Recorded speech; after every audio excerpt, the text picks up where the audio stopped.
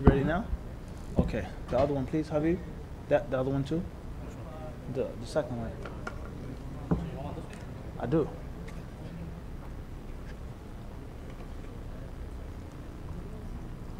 Bismillah ar-Rahman ar-Rahim. Alhamdulillah wa salatu wa salam ala Rasulillah. Amma ba'd. Assalamu alaikum wa rahmatullahi ta'ala wa barakatuh. Let's finish where we left off. Samir, tfaddal.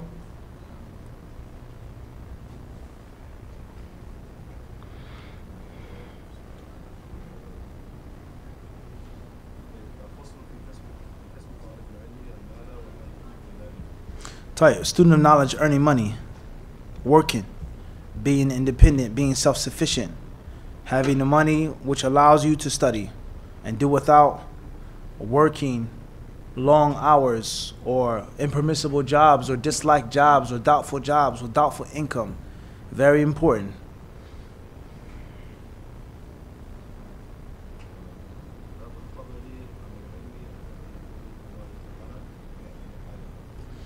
That knowledge leads to Allah no matter what the case is. Ala kulli hal.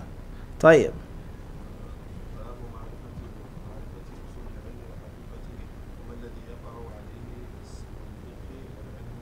What is knowledge? Is knowledge blind following? What is fiqh? Man yuridillahu bihi khayran yufaqihuhu fi din. What is that? What does that necessitate? طيب.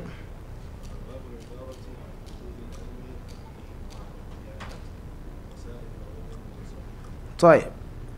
And there are many other chapters here. We're not going to read each and every single chapter. I believe now that you brothers and sisters, you noble listeners and watchers, get the point of the comprehensiveness of the book, right? That the book is comprehensive. Jami'u Bayanil ilmi wa Fadlihi, as the author said. And one could say that this is, if one had to pick one book, only one book, that was pound for pound the best book, the most thorough book on the topic, the only book that he could read and study, he wouldn't be too far off if he's what?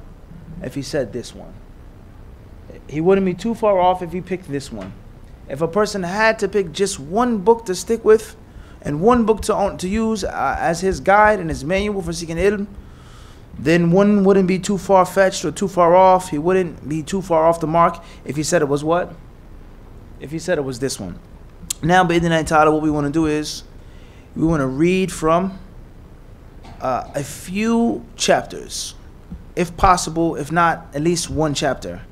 Bi'idhnillahi subhanahu wa ta'ala. So, Simon, go to page 1129. 1129. It says here, everyone listen carefully, this is what the chapter I actually want to read from, and not just peruse through the index or the table of contents. It says, Babu Rutub al-Talab wa Kashf al-Madhhab. This chapter is basically telling you the way to study. The way to study.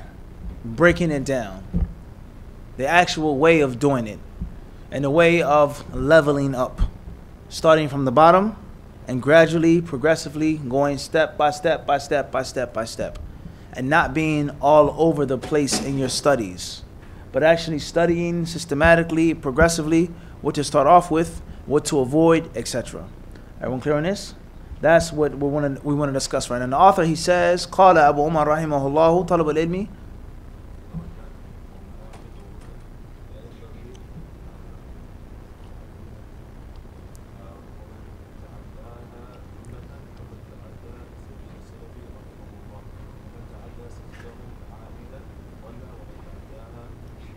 من تعداه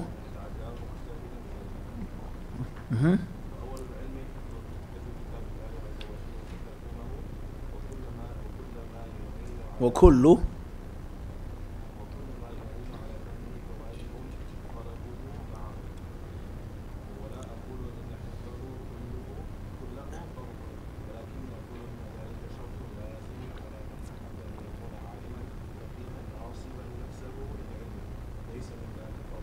طيب. Listen very carefully to these beautiful words. Abu Umar, the author, Ibn Abdul Barr, he says, طلب العلم درجات ومناقل ورتب لا ينبغي تعديها. He says seeking knowledge is an art. It's a discipline. And this art and this discipline, it has darajat. And it has manaqil. And it has rutab. There are chambers. One after another, after another, after another. There are levels. It's not just one level. It's not just I went overseas and that's it. I went to Medina and that's it. I memorized the Quran and that's it. I sat in a class and that's it. I sit with the scholars and that's it. I did it for 5 years out of my life and then I'm done. I did it for 10 years out of my life and then I'm done. No. I read a book or two and then I'm finished. No, evident. Rather, there are steps, there are stages, and there are phases. He says, لا ينبغي تعديها. It's unnecessary. It's a bad thing for you to ignore this reality. It's a bad thing for you to ignore this reality and to just say, I'm going to do it how I want to do it. I'm going to do it how it makes the most sense to me. I'm going to do it according to 2019 standards. I'm just going to do whatever I want to do and study however I want to study. All right? You can learn everything in 10 minutes, right? To be a scholar, you just need 1 year of study. Go on an alim course, Raheel? Right? Alim course. They say, alim course. Once you take this course, you're automatically an alim. Once you take this course, you're automatically a faqih.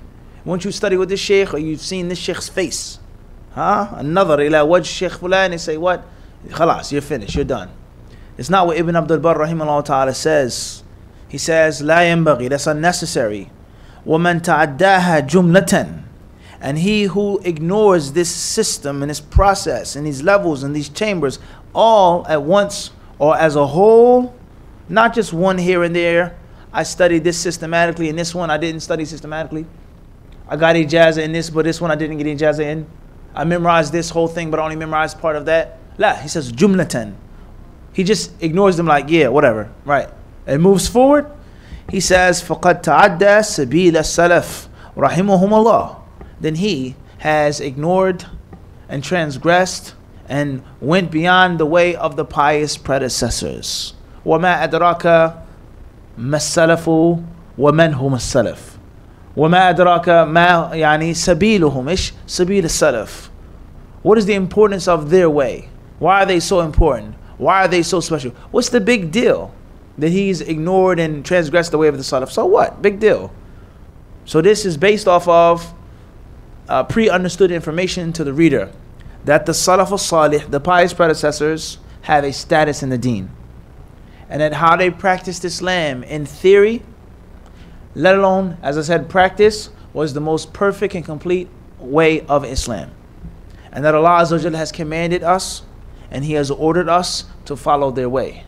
And to understand the Quran and the Sunnah as they understood it. And to practice the Quran and the Sunnah as they practiced it, etc. As one of the earlier Muslims said, كَمَا رَضِيتَ بِإِجْمَاعِهِمْ فِي التَّنزِيلِ أو في التنزيل فرض بإجماعهم في التأويل.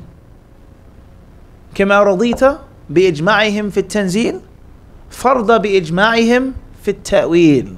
He says, just like you unanimously or you agree on what the Quran is, that there isn't an extra letter or missing surah or missing sentence out of the Quran, you're pleased with that. Be pleased with how they understood and interpreted it as well.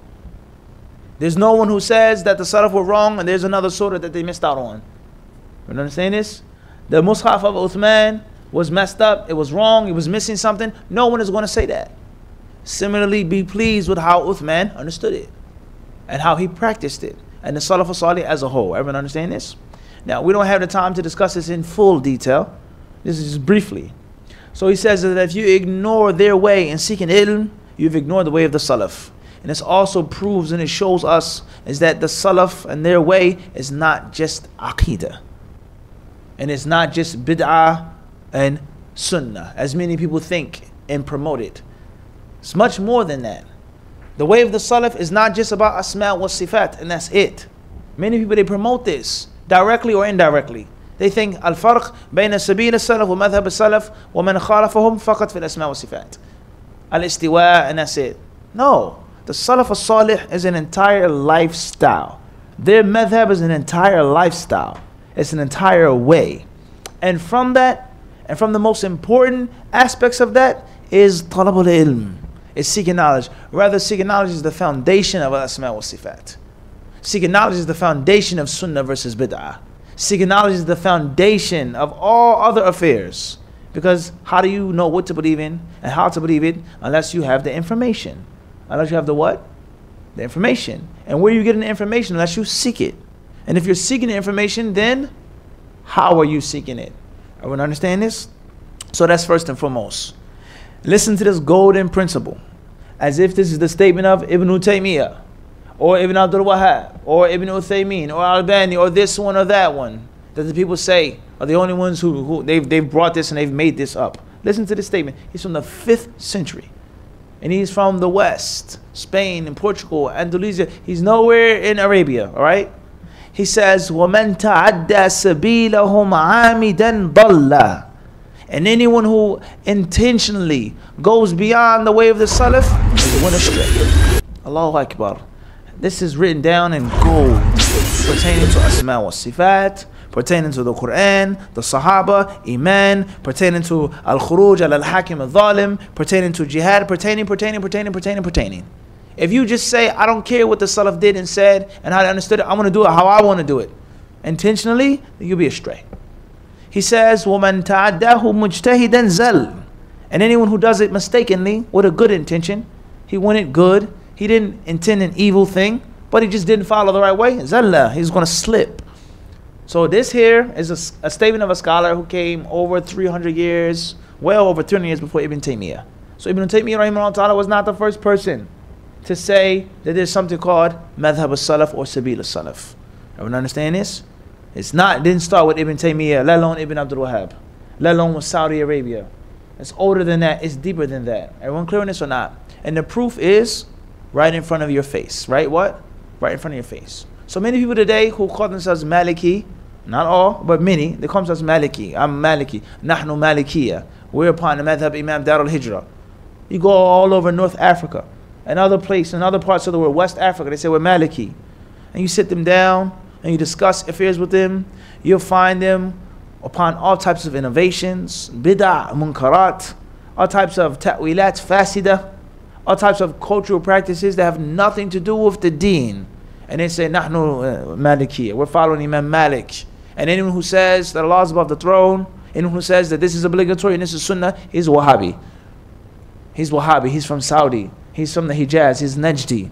And they don't even realize Ibn Abdul Barr rahimahullah, who died almost 1,000 years ago, his madhab was what? Maliki. And this is the way of debating with someone who says that they're Maliki. You don't quote Ibn Taymiyyah. Everyone understand this? And obviously if someone's Maliki, that's a madhab fiqhi. What does a madhab fiqhi have to do with asma wa sifat? But we're talking about how things are today. Most people, the average person, when they say they're of this madhab and that madhab, it's all automatically included with an aqidah as well. Most people. If someone says, I'm Hanafi, it's not mean I study the furu' upon Imam Abu Hanifa's madhab. In most cases, if he says he's Hanafi, he's also Maturidi. 9 out of 10 times, in my humble opinion. If someone is promoting and saying that I'm Maliki, in most cases, they're Ash'ari. Everyone understand this? In most cases. All right? They have some type of inhiraf in most cases. So you don't argue with them and you don't debate with them with someone who they won't accept. But you quote what? And this is what he says, Shaykh al-Islam, Alam al-A'lam. One of the greatest Maliki scholars, if not the greatest one, to have lived and written. And who did service to Imam Malik's Muwatta like Ibn Abdul Barr? Baji, this one and that one, Abadan. This is the top of the top. And he's saying if you intentionally go against the way of the Salaf as-Salih, then you're what? Zal. He says dal. And accidentally what? Zal. So there's a golden qaida for the entire religion. Ibn Abdul Barr rahimahullah says the very first thing to do pertaining to knowledge is memorizing the book of Allah Azza wa Jal and understanding it. وَكُلُّ مَا يُعِينُ عَلَى فَهْمِهِ فَوَاجِبٌ طَلَبُهُ مَعَهُ. And anything that you need for the Quran and that's understanding, you also have to learn and study as well. Such as what? Tajweed, such as Nahu and Sarf, such as Usul al-Tafsir, such as a tafsir. You understand this? Whatever you need to allow you to truly understand and comprehend the Quran is also something that you have to study. So this is the answer to your questions. What do I start off with? How do I be a student of knowledge? Start with the Quran. You memorized it? Good. What do you understand from it? What knowledge of tafsir do you have? If I asked you, I've finished the Quran, I've made khatam. Okay, good. What nahw and sarf do you know? How much tafsir do you know? What books have you read on usul al-tafsir or ulum al-Quran? Huh? Islamic, right? Ulum al-Quran as well. So that's your starting point right there. Everyone understand this? And the similitude of this is like eating food. It's like dinner. It's like you have meat. You can't just buy meat and that's it. You have to prepare the meat. You have to cook it. You have to season it. What are you going to eat it with? Everyone understands? That's the main course. But there are many things that are needed and necessary for you to enjoy that meat. Everyone understand this? And that's the most wholesome, hearty thing on your plate. But there are many things involved in you preparing it. Everyone understand this? How are you going to cook it? What are you going to season it with? What do you want to serve it with? Who are you going to serve it upon? You can't take a hot piece of meat and just grab it off of the stove or the grill. Everyone understand this? Other things are needed to actually what? Get into your main course. Everyone clear on this or not? The similitude? He then says here, and I'm not saying that you have to memorize the entire Quran. I'm not saying that. It's not obligatory. It's not a religious obligation for everyone to memorize the Quran. However, if you want to be a learned person, strong, شرط لازم على من أحب أن يكون عالما فقيها. For you to be learned, then you need to have the Quran down packed. ناصبا نفسه للعلم. For he who puts himself for the benefit of the people. وليس من باب الفرض. وهذا يدلنا على أهمية السلامة من الاعتراض. احتاط لنفسه حتى لا يعترض عليه أحد. فيورد عليه أنت تلزم الناس بحفظ القرآن؟ لا. احتاط لهذا الشيء. انتبه للأسلوب.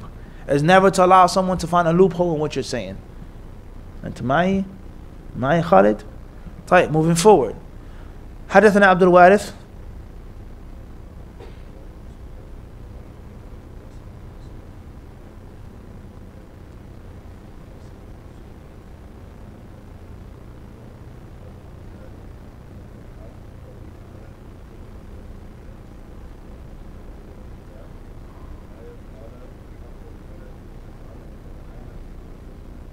طيب فضل إلى آخره قال أبو عمر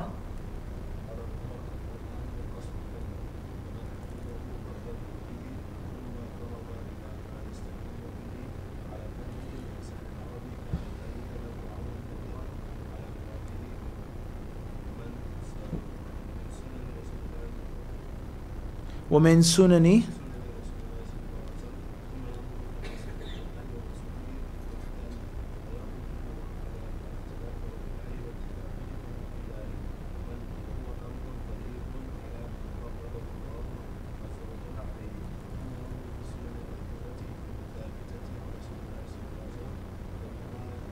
فبها.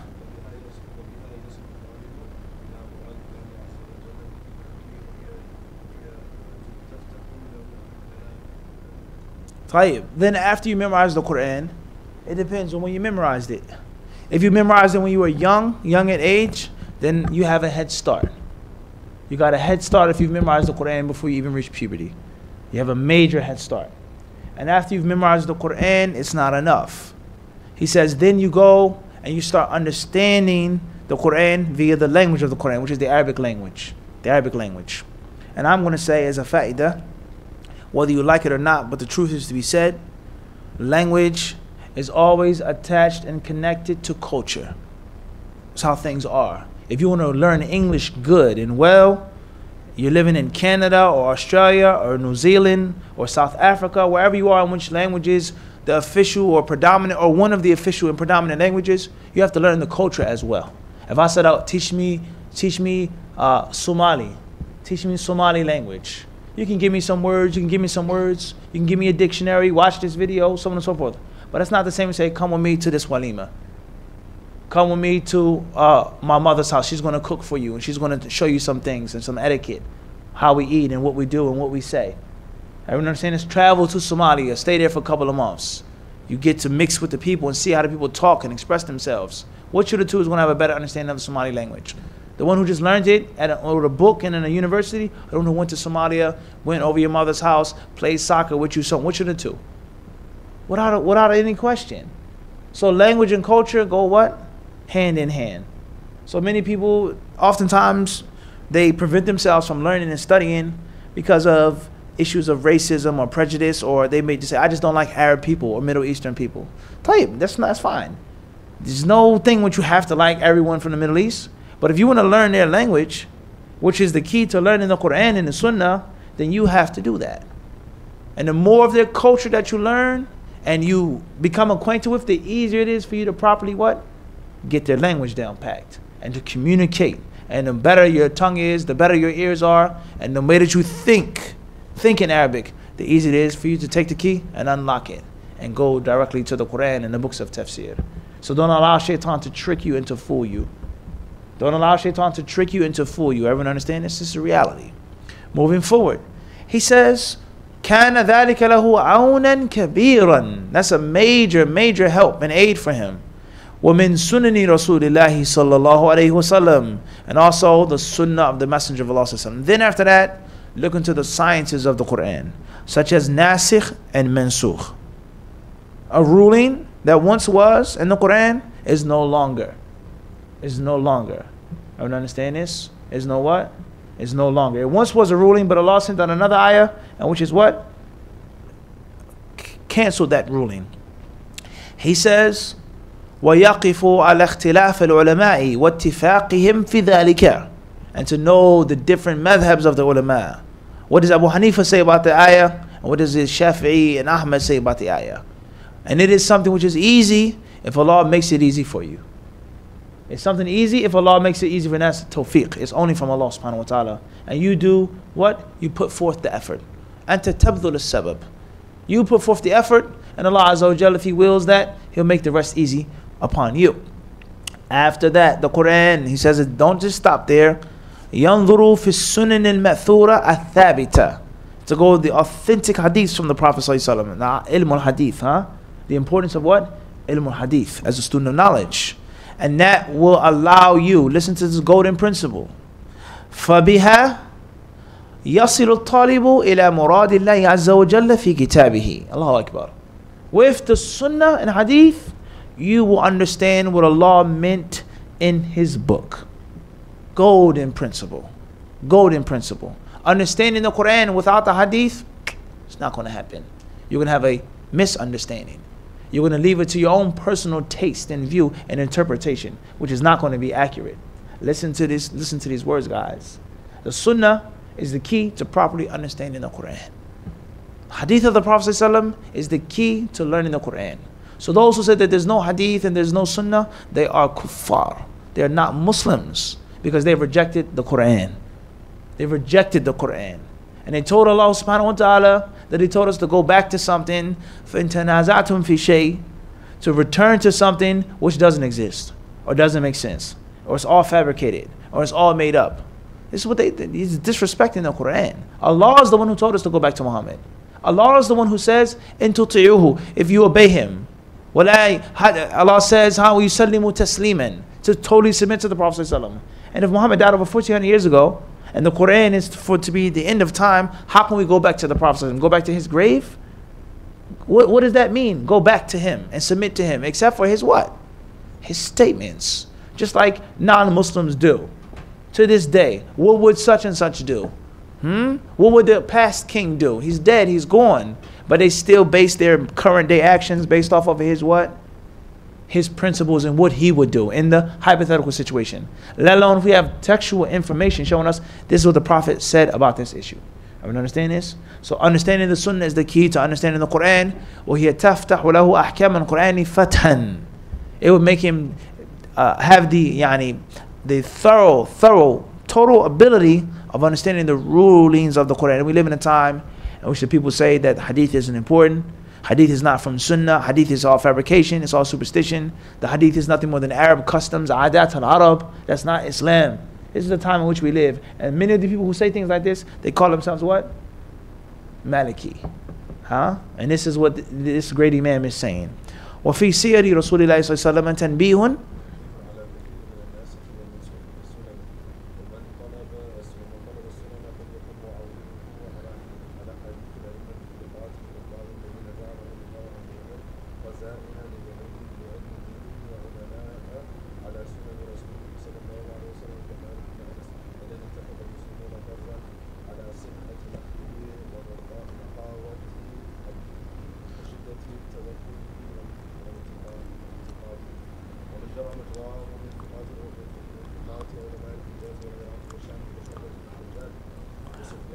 والمفروض أن يذكر شعبة وسفيان وهؤلاء قبل مالك، لكنه متخصص في مالك مثلا على سبيل المثال، أو مثلا يخاطب من هو مالكي مثله، ولا هؤلاء ماتوا قبل الإمام مالك رحمه الله تعالى.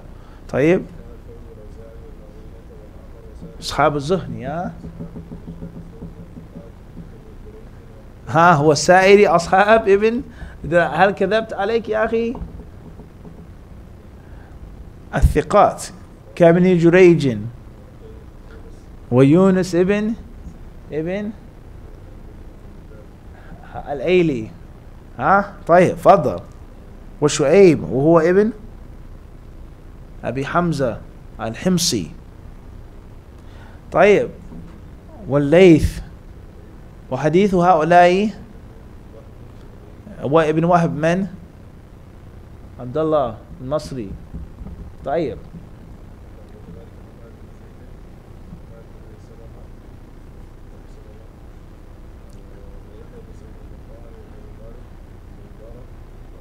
يعني ليس على سبيل الحصر وأمثالهم، ليس على سبيل الحصر.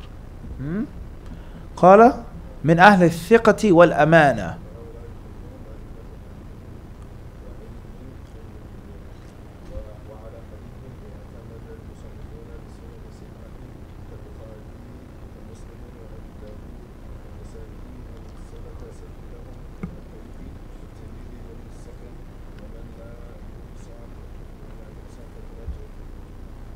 كثرة.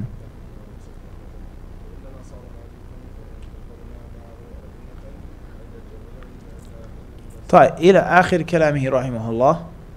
كذلك ذكر ومما يستعان به على فهم الحديث ما ذكرناه من العون على كتاب الله عز وجل هو العلم بلسان العرب ومواقع كلامها وسعة لغتها وأشعارها ومجازها وعموم لفظ مخاطبتها إلى آخره. Learning Arabic for hadith as well.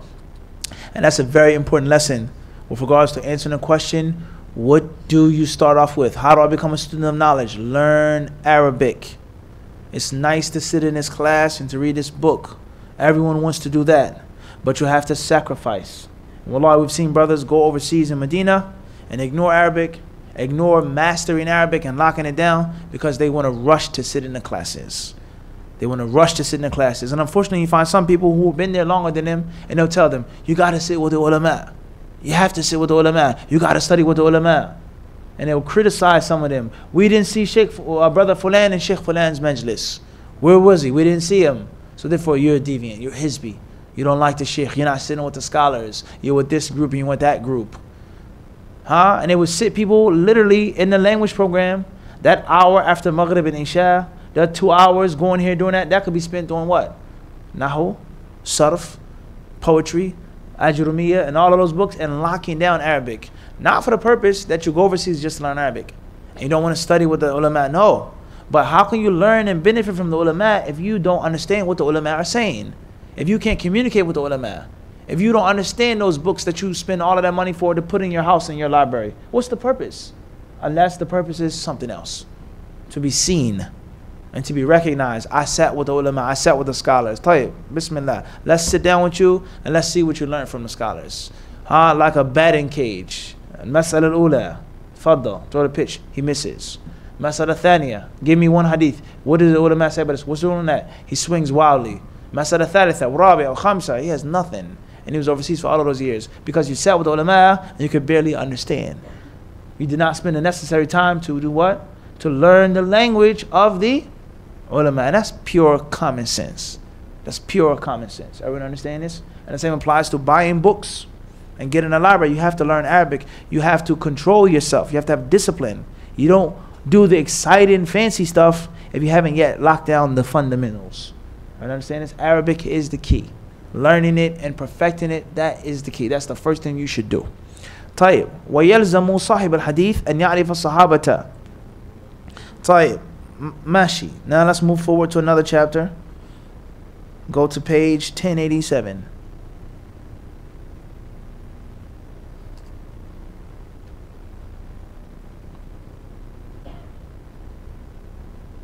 تفضل. تفضل.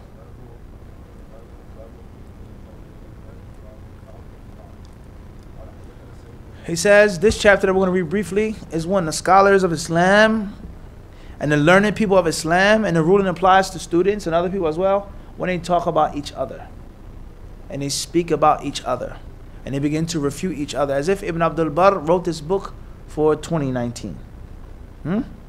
As if he was alive during our time, as if Ibn Abdul Barr had the internet, as if he had Facebook and YouTube and Instagram, as if Ibn Abdul Barr was on social media, literally, as if he was living during our time. Or one may say, no, there is no as if it. Rather, this is an old problem and an ancient problem. And there's so many different directions that we can go with this. Because some people, they think that this fitna is only in 2019. It's only a modern day fitna. It's only a fitna between Yemen and Medina. Nah, it's been going on for many, many years. People have had this issue and this problem of talking about each other. And not ignorant people, not sinful people, not a drunkard, not a gambler, not a sahibul meks, a tax collector, but people who are considered to be ulama, righteous and knowledgeable, or knowledgeable and not necessarily righteous. It isn't a new thing. And when you know that something isn't new, there lies no doubt, it eases the pain on you. Is that you realize that it happened before. You're not the only one that this is happening to or that you're going through. Everyone understand this? So what is the position of the student of knowledge now when there's scholars and learned people who talk about each other? What do? Which side do you go to? Sheikh Fulan or Sheikh Alan? What happens with the brothers and the friends and the classmates and the teachers that you were all with are on the side of the other sheikh? What do you do now? Do you spit on them, curse them? You're all deviants? You're all going to the hellfire? Do you call them hizbis? What is the ruling on this? Do you even listen to the speech when they talk about each other? What's the position? Do you just take the first one who screams the loudest? Or do you sit down and discern and decipher for yourself what makes the most sense? Who has the hujjah with him? Everyone understand this? Who's older? Who's more experienced? What are the dawabit? Extremely important, huh? For the modern dawah scene today. فضل حدثنا سعيد بن نصر قراءة مني عليه.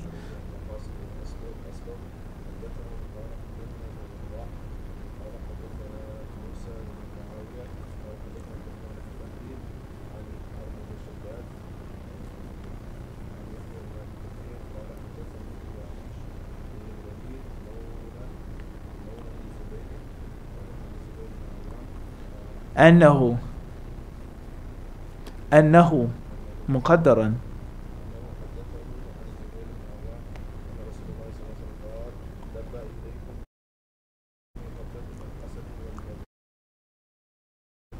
البغضاء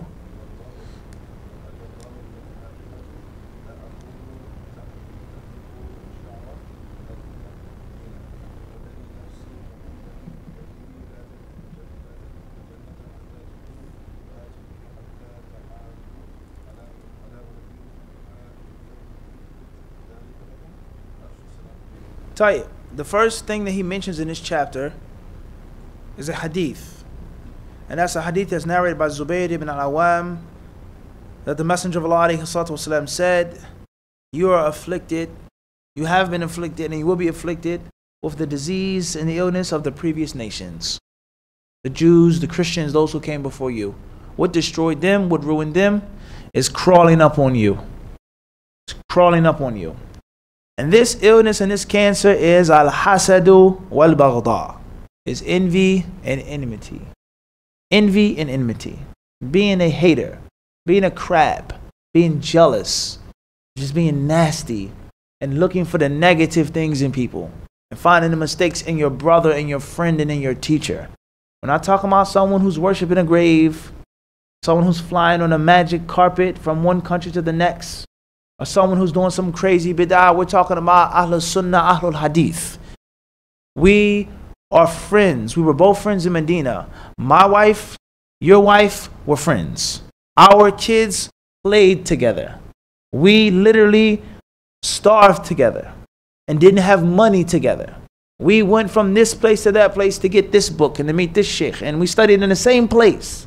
We're not talking about some far-fetched mubtadi' in the woods somewhere, as they try to make it seem.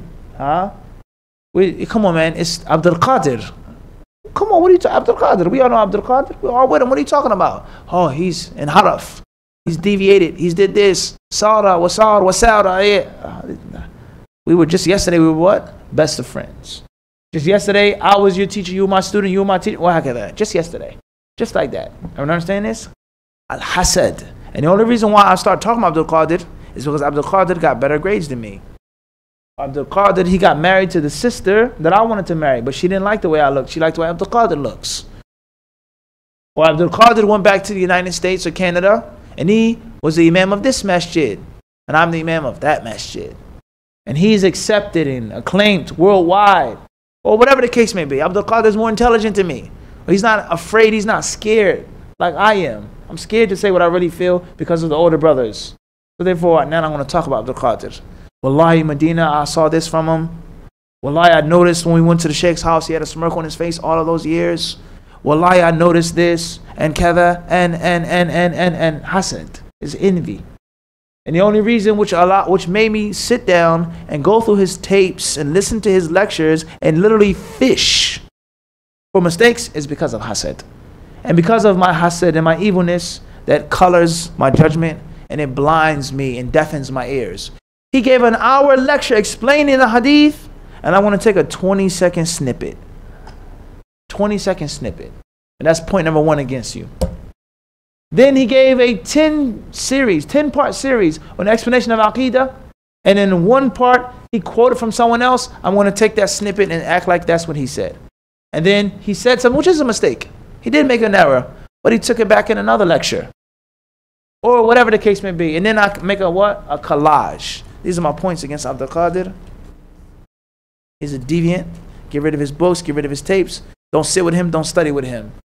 And then I go conveniently to a scholar that I've been building a relationship with all of these years. We're not going to get into details of that, how that is done. I'm going to go too far. Al-Muhim, only thing I have to do is, Ya Shaykh, هناك واحد يسمى ويدعى بعبد القادر وهو عندنا كذا وقال كذا وكذا وكذا وكذا وكذا. هكذا؟ نعم شيخ. ضال مضل مبتدئ. حزبي فاحذروه وحذروا منه وبس. Assalamu alaikum. That's it. We just got on the phone and we talked to Sheikh Fulan today in Egypt or in Yemen or Saudi or wherever he is, and he said that Abdul Qadir is not Salafi, and to avoid him and stay away from him. And do not allow your love for him to blind you. And do not allow what you've previously known of him being upon the Sunnah and Salafiyah to stop you from boycotting him and ripping up his books and burning all of his CDs and tapes. For it is an affair of wala wal bara. And it's an affair of jarh wa ta'deel. And it's an affair and it's an affair. And they say affair 20 times. And then Abdul Qadir says, what's going on? Why are you talking about me? La yaqi, you have to come and sit with everybody as a group. And there's 20 people attacking you and jumping on you. Take it back, retract it. You say, what did I say? You said this. I didn't say that. Yes, you did. Or I did say I didn't mean that. To clarify it. Or I don't agree with you, Mufti. Malish, I don't think that that's proper. I disagree with you. No, you have to take our view. And the proof is, Sheikh Fulan said so. What about Imam Ahmed? What about this one? La yaqi, don't be arrogant. Don't be arrogant. Humble yourself. Take the advice of the brothers. Respect the brothers. You're younger than us. You're this and you're that. This is what has happened. Everyone understand this? Clips, snippets, cuts, paste, all based off of hasad.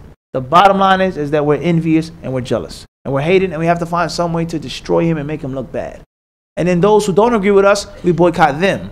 And we make a total campaign against you. You may look at me like I'm talking crazy, or you think this is a conspiracy. But anyone who's been around for a while, he knows that this has happened over the last 20, 25 years. I guarantee you every major da'iyah in the West that studied in Medina or Yemen or someplace and was known to be Salafi or on the Sunnah, whatever you say, and he came back, this was the process of his refutation. Every last one of them. Cut, paste, snippet. And the funny and ironic and hypocritical thing is, the things that they accuse Abdul Qadir of, they themselves are guilty, if not worse. They're guilty enough for saying he's a Hizbi. He's calling people to him. And what are you doing? Only sit with us. Only study with us. Only learn with this one. Only. What's that called? I mean, understand the game? So beware of this. And it says, wal baghda, just hating someone, having enmity towards someone. There are enough people that hate Muslims for us to hate. There are enough people who hate the people of the Sunnah for us to hate. There are enough people. As he said, you came back from Yemen after 20 years, and the only person you found to refute was Muhammad ibn Munir. There's no Mu'tazili, no Ash'ari, no this one. None of them you could find time to refute after 20 sana from being overseas. No one else. And he told him to his face, he says, no, you're wrong. And you are out of place, and that's why whatever happened to you, what? Happened to you. Akhtat, you're wrong. We don't agree with you. You made a mistake. So this is a sickness that the Prophet ﷺ is mentioned in this hadith. He says that the cancer of those previous nations has crawled upon you. And that is al-hasad wal-baghda. He says, wal-baghda or al-baghda, laqantan al-khata. You made me say it with a wow. He says, al-baghda'u hiya al-haliqa. Is the shaver, is the clipper, is the thing which shaves. And I don't say shaving someone's hair, but it's the razor for the deen. It cuts and shreds. You understand this hadith? It cuts and it shreds like a razor blade does. It rips to pieces, it leaves nothing. And the deen and the dawah, which was once strong, and once had the potential and the ability to cover more ground and to spread the sunnah, is now ripped up. As we see right now.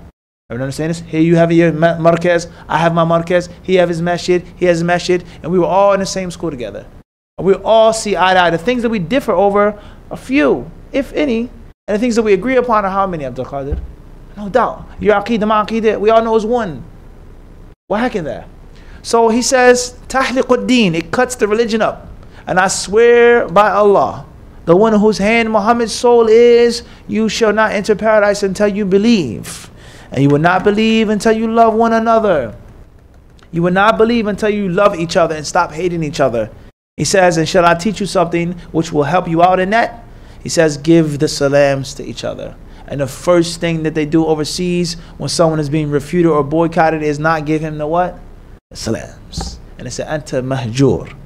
You've been boycotted. Khalas, you're done. Cut, clip, next. Everyone understand this? So be mindful of this. And this is a part of seeking knowledge. And it's a part of dawah as well. And this is almost 1,000 years ago he said this. And he made a specific chapter on people talking about each other and speaking about each other. He mentions many more narrations here. Some marfu'ah, some manqufa, some authentic, some less authentic, etc.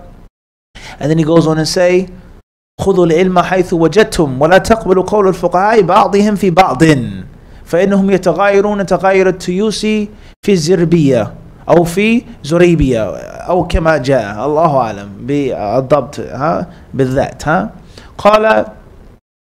He says here, it's a narration that he mentions from Ibn Abbas. He says, take knowledge from wherever you find it.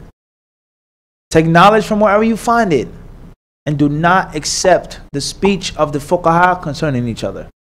He refutes him and he refutes him. Don't take that. Don't look towards that, because they change and they flip.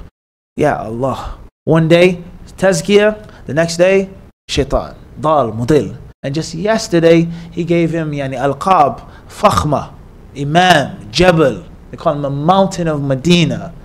I was there, they call him Jabal of Medina. Sitting on the floor, don't ask me, ask him. And then this happens, they differ, they disagree, he exposes him, and they say he's jahil, he doesn't know anything. It's like that. Wallah al-Azim, we've seen this with our eyes. Moving forward, he says here, يؤخذوا بقول العلماء وقراء في كل شيء إلا قول بعضهم في بعض الله أكبر فلهم أشد تحاسدا من التيوس تنصب لهم الشاة الضارب. He says here, do not, this is Malik ibn Dinar, he says, take knowledge whatever the ulama and the Qur'an say, for everything except for when they speak about each other. Because they have more jealousy, they have more haughtiness among them than rams and sheep and goat. Fighting and butting heads. I don't understand this. Have you ever heard these athar before? Unfortunately. فَإِنِّي وَجَدْتُهُمْ أَشَدَّ تَحَاسُدًا. He says, I've seen them full of envy. You ever heard these athar, Samir, in a lecture or class? Talabul ilm? It's all mawjood. Huh? طيب. Let's move on to the last chapter that we read from. He says here, وقال أبو عمر رحمه الله قد غلط في كثير من الناس وضلت فيه نابتة جاهلة لا تدري ما عليها في ذلك. والصحيح في هذا الباب أن من صحت عدالته وثبتت في العلم إمامته وبانت ثقته بالعلم وعنايته لم يلتفت فيه إلى قول أحد إلا أن يأتي في جرحته ببينة عادلة يصح جرحته على طريق الشهادات والعمل فيها من المشاهدة والمعاينة لذلك بما يوجب تصديقه فيما قاله لبراءته من الغل والحسد والعداوة والمنافسة وسلامته من ذلك كله فذلك كله يوجب قبول قوله من جهة الفقه والنظر. Listen to this speech, and it's the last thing we mentioned from the chapter. Ibn Abdul Barr, he says, many people make a mistake concerning this issue. As if Ibn Abdul Barr is living today. Many people, ghalita, they're wrong and they're mistaken.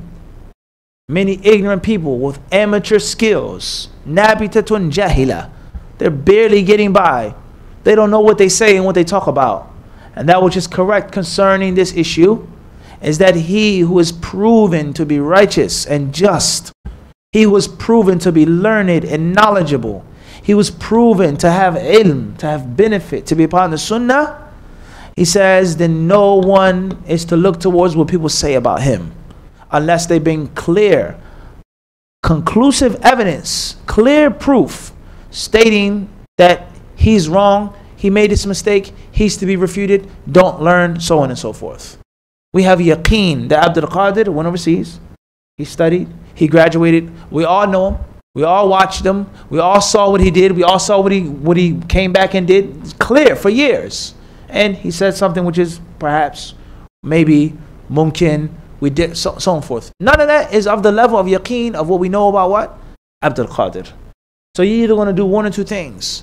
You're going to bring yaqeen which is similar, or you're going to bring something which is what? Stronger. And if that's not the case, then the asl is that Abdul Qadir remains a talib al-ilm or scholar upon the sunnah, whom we are to respect, benefit from, learn from, and take knowledge from. Everyone understand this? This is what Ibn Abdul Barr says. Proven, you're innocent until what? Proven guilty. There is no you're guilty until proven innocent. La abadan. Abadan. Because the asl is clearly established that you didn't do the crime. And we have to prove that you what? Did do the crime. Cutting and pasting, or as they hypocritically do, the people who hate you and envy you are the ones who are your judges. And the Sheikh, he says, go back to Muhammad Mufti and Samir. They'll overlook your tawbah. How are we going to overlook your tawbah and we are the ones who what? Who hate you? Does that make any sense? Would you accept that? How is the people that he's fighting with, they are the judges for his tawbah and his retracting of the mistake? What is this nonsense and this foolishness? The people that he has a problem with are the ones that are going to make sure that he gets it right. Wouldn't you say a neutral brother? If that was even an Islamic principle, this one has to overlook your tawbah. And this one has to make sure and babysit your tawbah. He has to babysit that you're back on the sunnah now. But wouldn't it make sense for a student of knowledge who is what? Totally neutral. That has nothing to do with the fitna. Wouldn't it make sense for a scholar to say that's the one who should overlook it? Instead of the actual people who refuted you and brought your supposed mistakes to me. Is it me? Is it me? Is this extreme, Simon? Isn't that common basic sense? Let alone Islamic justice. Islamic justice. As Ibn Abdul Barr rahimahullah ta'ala mentions, he says, ala tariq shahadat. Like testimonies. A son cannot bear witness against his father in court. Or vice versa. Why not? Because what? In most cases, the son has a problem or an issue with his what? With his dad. Or vice versa. Brothers, sibling rivalry. Anyone who has kids, he knows how kids fight. They fight over everything. And everyone wants to prove that they're the best son or the best daughter. Abby loves me more. Umi loves me more. And they fight over everything. So how can you take, Sister Sumaya, she did such and such, and I saw her. I can't accept what you're saying. Because you and Sumaya clearly have what? A rivalry. You have a problem. You have a beef. Clear as day. Moving forward. He says here, listen carefully, Ibn Abdul Barr rahimahullah, and not only does it have to be right and sure, but the one who's saying it, he has to be free from envy, from malice, from hatred, and from competition, as I just said. I can't accept what this one says about that one because they're peers. They're both on the same level. Abdul Qadir is taking my friends, my students, and my fans. Everyone understand this? The sisters that want to marry me now want to what? Marry you. So I have a clear motive for doing what? Talking about him and refuting him and clarifying his mistakes. Everyone understand this? So it's very important. There are principles to this. It's not just some type of haphazard game. And how many years ago did we say this? If you're going to talk about refuting people and criticizing the narrators, then do it what? The proper way. Take the science as a whole and not just a piece and a slice what suits your desires. We said this, Allahu Alam, how many years ago? Walillahi alhamd. It's not just some haphazard thing. Talking about someone and disrespecting a Muslim, let alone someone who's a scholar, let alone someone who's a student of knowledge. وَأَمَّا مَنْ لَمْ تَثْبُتْ إِمَامَتُهُ ولا عرفت عدالته ولا صحت لعدم الحفظ والإتقان روايته فإنه ينظر فيه لما اتفق أهل العلم عليه واجتهدوا في قبول ما جاء به على حسب ما يؤدي النظر إليه. He says, as for someone who isn't known, who isn't established, then that's a what? Different story. And it's getting to the science of the narrators, etc. But don't forget, guys, that we're only talking about Abdul Qadir, whom we all know. Whom we what? We all know. We study with him. We learn from him. This isn't some type of weird stranger. Everyone understand this? All the facts about his life are what? Clear and public. Type. The last chapter that we'll read from is page 975.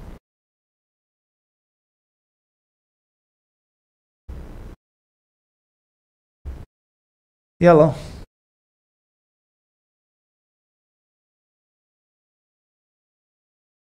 He says the dispraise of taqleed. Taqleed is not a good thing. Is it permissible? Is it a means of necessity sometimes? Maybe. But we know from the starting point, from the get-go, is taqleed is not what? Is not what? It is not a good thing. And it is haram for you to say something which is permissible out of necessity now becomes by default a what? A good thing. Listen carefully. It's permissible out of necessity, one may say. And all the ulama don't say that. Some say taqleed is absolutely haram all the time. But let's say it's permissible out of what necessity? Right, no problem. Me and Abdul Qadir once more, we what? We agree on that. But the difference between me and Abdul Qadir is that Abdul Qadir says that taqleed is bad. And the Salaf warned from it. And they didn't like it. And they didn't welcome it. And they never promoted it. And the way of the Salaf, their circles, their masjids, their majalis, their books were never ever a breeding ground for taqleed. Abadan. Did they allow it to even sprout, let alone flourish, let alone dominate taqleed. That's what Abdul Qadir says. And I say, no, that's wrong. You can't say that. You're disrespecting the scholars. You're saying that you're a scholar. And you want the people to return back to you. And want the people to put you on a pedestal and take the scholars off the pedestal. Taqleed, it's not taqleed, brother. It's following. It's listening. It's respecting. I give it a bunch of exotic names. I perfume something smelly. It smells and I put a gallon of perfume all over it. And I make it pretty. But the same ugly face is there. The same ugly face is there. No matter how much makeup you put on, it's there. It's still there. It doesn't go away. You can't change the face. You can't change the smell no matter what you put on it. Because it's dirty. So he says that the thing is dirty and it's only permissible at times of necessity. And my attitude is the total opposite. Sheikh Fulan said it, khalas. But what about taqleed? What did the Salaf say? La, brother, that's not taqleed, akhi. That's ittiba'. That's respecting the scholars. That's respecting the du'at that are already in Canada. Listen to them. What Brother Fulan didn't study nowhere. He didn't graduate. He never went anywhere. I did. So what? You still have to listen to him. You still what? You still have to listen to him. Even though Abdul Qadir is more knowledgeable than them. And he actually studied formally, but he still has to what? Still got to listen to him and go back to them. What books should I teach, guys? What classes, what masses should I go to? Let the dropouts and the brothers who barely know Zaydun or whatever Arab example, they barely know that. Those are the dictators of da'wah. They're the ones who determine what Abdul Qadir does. They make taqleed the asl, and he makes the taqleed the durura. So no matter what we say about taqleed, we have to know that taqleed is madhmoom. It's blameworthy. It is not a praiseworthy thing. Everyone understand this or not? Khamr is haram. Permissible to drink at a time of necessity? Perhaps. But the asl is that it's what? Khaba'ith. It's the mother of filthy things. قال رحمه الله قد ذم الله تبارك وتعالى التقليد في غير موضع من كتابه فقال. He says Allah has dispraised taqleed in many places in the Quran. Not one place, many places. Allah has dispraised it. So how can something Allah dispraised now become what? The asl and the da'wah and the madhab of the Salaf. كيف هذا? I'm asking you, how can that be? Fadl. Allah says that they took their ahbar, their scholars and their monks and their priests, their saints, as lords besides Allah. Urubiya.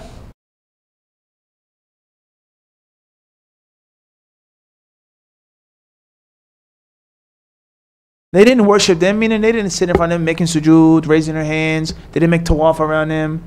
No. But those scholars and those saints, those righteous religious people and leaders, they made the halal haram and the haram halal, and then they followed them. They followed them. And Allah called it what? Ibadah. Allah called it what? Ibadah. Moving forward. So we benefit here that taqleed can be associated with what? Shirk. Taqleed can be associated with what? With shirk. It's a seed. It's an ingredient behind what? Shirk. Just like ghulu, extremism is also an ingredient behind shirk. Everyone understand this? And ignorance is an ingredient behind what? Shirk. Shirk has many ingredients in it, many things in the recipe, which leads to a person actually falling into shirk. Fadal.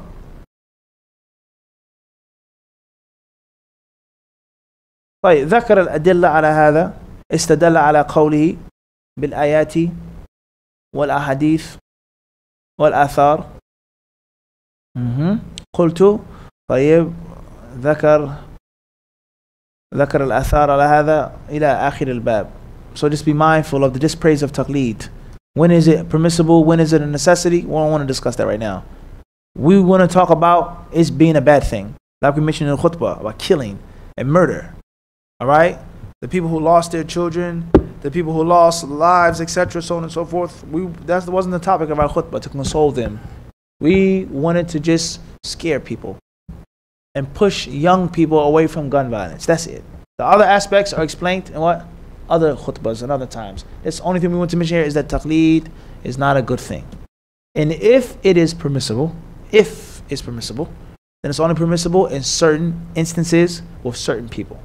You understand this? But under any circumstance, is that the way of Ahl al-Hadith and Ahl al-Sunnah wal-Jama'ah is to allow it and to promote it and to endorse, just follow us.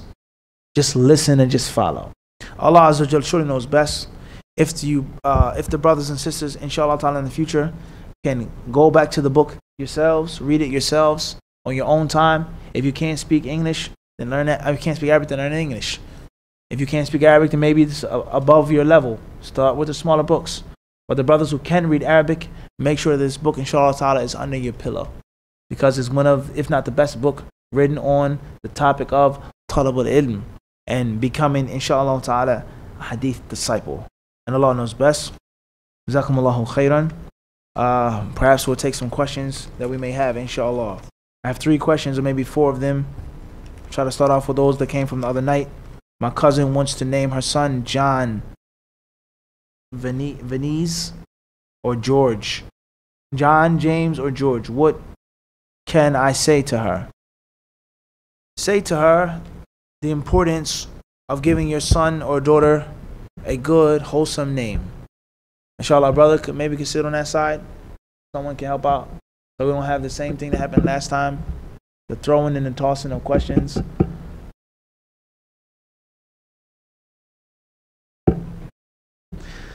طيب. Huh? طيب. Musa, he said, forgive me and my what? And my brother. That's it. He said what? Forgive me what? And Aaron. طيب. And do what afterwards? طيب. خلاص. You guys not there. طيب. المهم. Your son, you should give him a good, wholesome name. Does it have to be an Arabic name or an Arab name or this type of name, so on and so forth? No one necessarily said that. But why not go for the best? Why not go for the top name? Why not give it a name which is agreed upon to be good? Why not give him a name which would teach him the symbolicism of his status as a servant of Allah subhanahu wa ta'ala? And listen carefully to how I'm going to answer this question. I'm not going to get into this hadith and this ruling because people they already have their answers for that. It's not obligatory. I don't have to name my son after an Arab. I'm not an Arab. I'll live in the West. Right, no problem. Labas. But isn't it better to give your name or give your son a name which everyone can recognize and understand and respect? They look in his passport, Abdurrahman. He's called Abdurrahman. His name is addressed Abdurrahman versus John, James, George. Who was George? Who was John? We know John has a meaning, has a status. Who is James? What is closer to piety and righteousness when you hear the name Abdurrahman? This is my son Abdurrahman. Or this is my son John and James. What's the first thing you would think about? What's the first thing you would say if there was an emergency or you needed help or you were looking for some place of Islam and Muslims? James or Abdurrahman? So just be mindful of that, huh? You should name your son Bayanil ta'ala, hopefully Abdullah, Abdurrahman. Name your son with one of the names of the prophets. Name your son Muhammad or Ahmed and things like this, Bayanil ta'ala, huh? Give your son a name which is respectable, name which is reputable. Give your son the name, inshallah ta'ala, which is going to be symbolic, and avoid things which are problematic. Give him a name that everyone will love and respect, and Allah surely knows best. That's in brief. Once a child turns 7, it is upon the parents to order their children to pray each prayer at the prayer time. When Fajr is really early, can they pray once they wake up or at the time of Fajr? Try your best to wake them up for Salat al-Fajr. Teach them, explain to them, give them a reward, make for them a special breakfast. Allow them to go to sleep early. Wake them up, have their clothes prepared, let them go back to sleep for an hour, 30 minutes, 45 minutes before they have to get up and get ready for school. Try your best, Bayanil ta'ala. If the child can't do it and it's too much and it's hard for them to get up, at least you've tried. But don't shoot yourself in the foot before you begin to walk. I'm not going to wake them up because it's too early. I can't wake them up because it's too early. Nah, try, give it some effort. And inshallah ta'ala, step by step, day by day, month by month, eventually they'll grow into it, inshallah, if you do your job properly. By allowing them to go to sleep early and get rest. And teaching them about the virtue of Fajr. And how Allah loves Salat al-Fajr. And the angels that are Salat al-Fajr. And the blessings that are Salat al-Fajr. I'll make you whatever breakfast that you want if you get up for Salat al-Fajr. I'll buy you whatever you want, toy or whatever you need or want. I'll get it for you if you make Fajr for 10 days straight. For a month straight. If you fast the whole month of Ramadan. You have to try. Parenting isn't easy and simple. Parenting is fighting. It's a struggle to raise your children righteous. In the world today, not just in Western countries, wherever you go, there are temptations and there are problems. So try your best, and most importantly, you have to lead by example. You have to lead by example. Make sure that you're up for Fajr. Make sure that you go to sleep early and you don't stay up at night unnecessarily. Ghafar Allahu lil Jami. Last call, right? Raise their hands, Allah musta'an. What is the correct systematic way of learning Quran, Tajweed, and Tafsir for beginner and student of knowledge? Start off with a teacher. Make sure you have a teacher. Make sure you're a disciple of someone or a disciplet of someone. Go under that person's wing.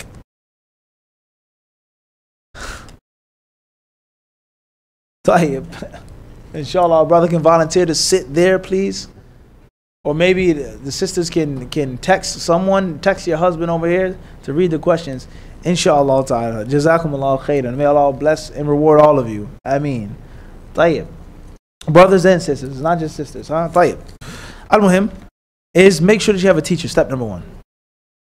If you have a teacher, follow the system of your teacher.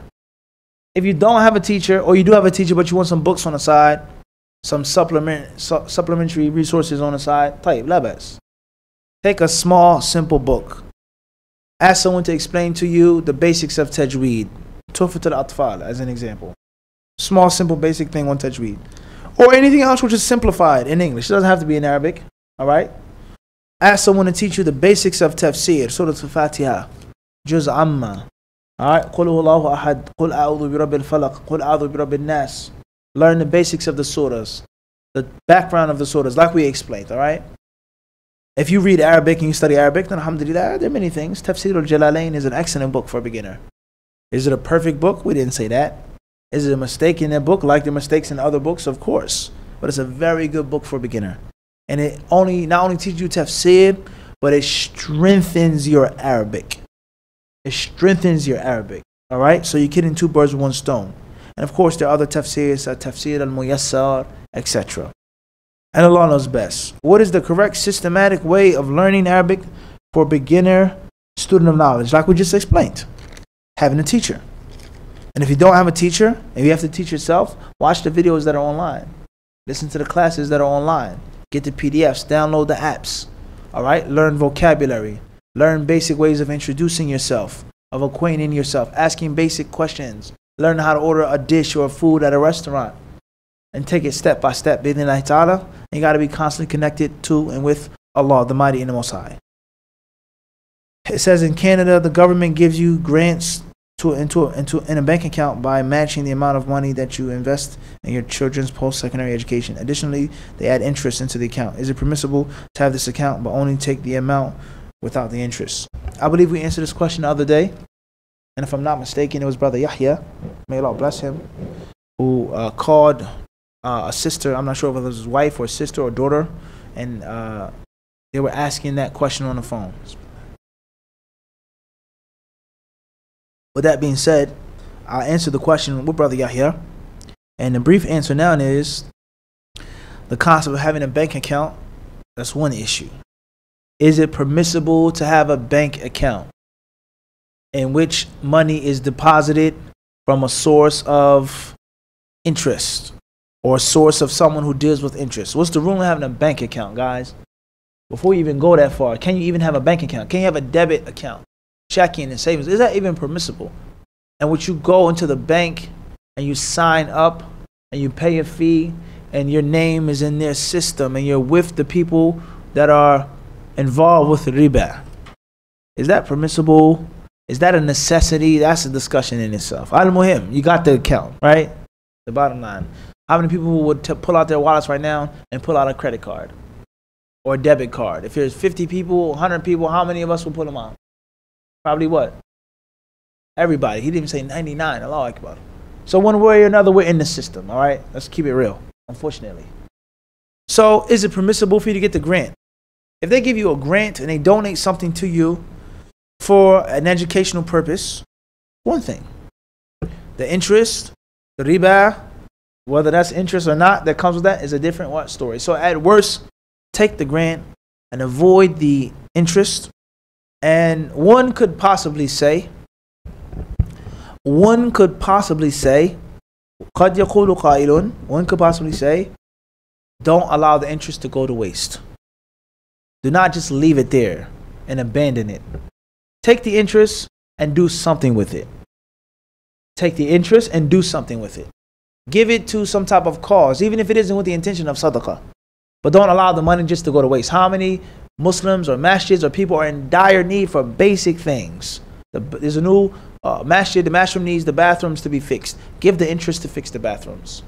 What I understand is don't allow the money to just go to waste. Because there are other Islamic principles with regards to the impermissibility of what?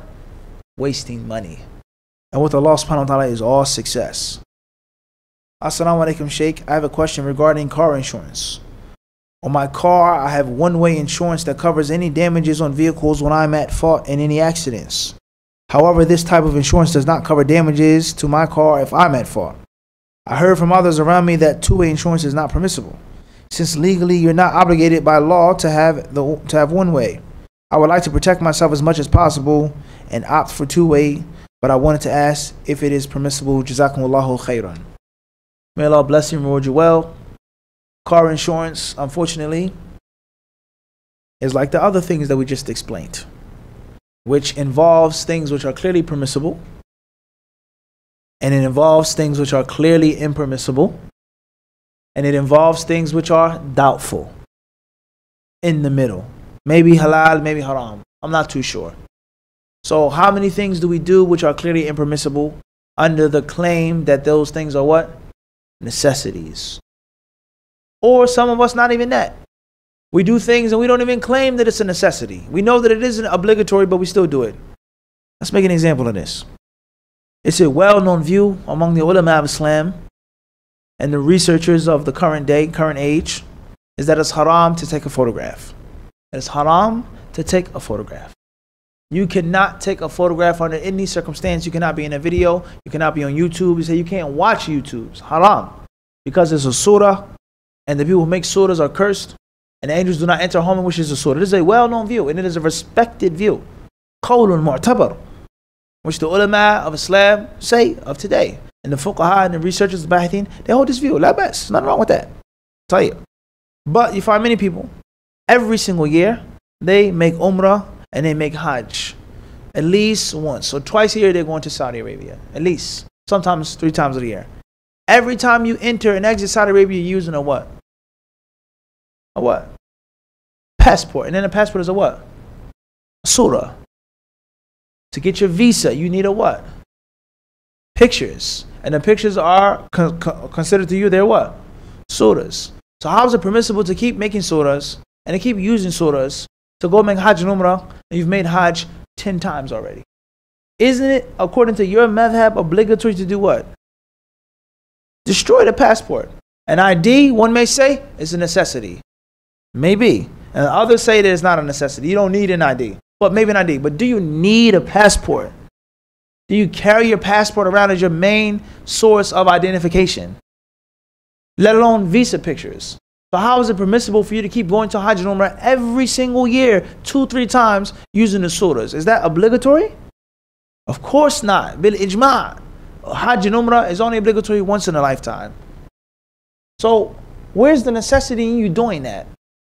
So you find people that go overseas every single year, 2-3 times, and then they'll say it's haram to be on YouTube. Then they'll say it's haram to take a picture. It's haram to be on Facebook. You're not on the sunnah. You've left the teachings of Sheikh Fulan because you have a what? A YouTube account. Or as one brother said, he said at one of our brother's house who used to study with Sheikh Fulan in this country, he was well known, he was strong. He says that I knew he was munharif when I saw that his children had a television. That was the sign that he had abandoned the teachings of Sheikh Fulan. Just by the television for his children. Wallah al-Azim. This is a true story, Khalid. Not making this up. And this person, he makes Hajj and Umrah to Saudi Arabia what? Every year, at least twice. But what's the difference now? Is that a necessity? Car insurance is haram, passport is not.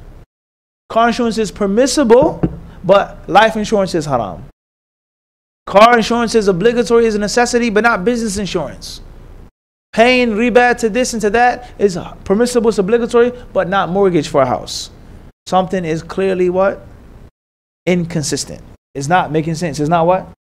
It's not making sense. Everybody understand this? It's haram for the sister to say something in a class. The brother, he says, my wife cannot participate in the class. Please, I don't want my wife in the class. Her voice is, I don't want no one to hear her voice. Tayyib.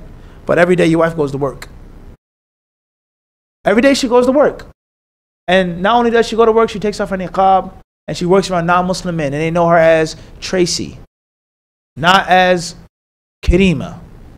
When her boss comes to her, or her employer, what is she going to do? Write him a piece of paper, use sign language, what's she going to do? That's not haram, but her participating in the classroom and seeking ilm is what? It's haram.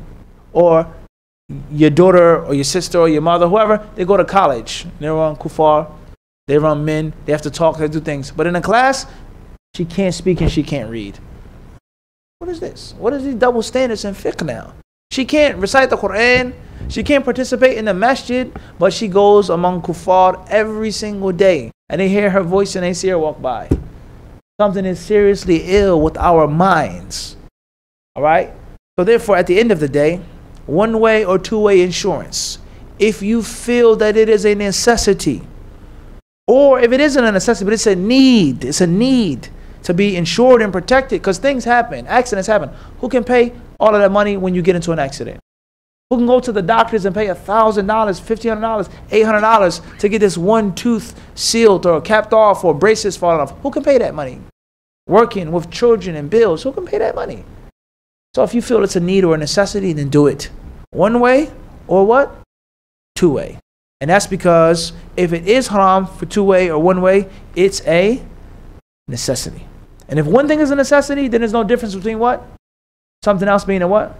A necessity.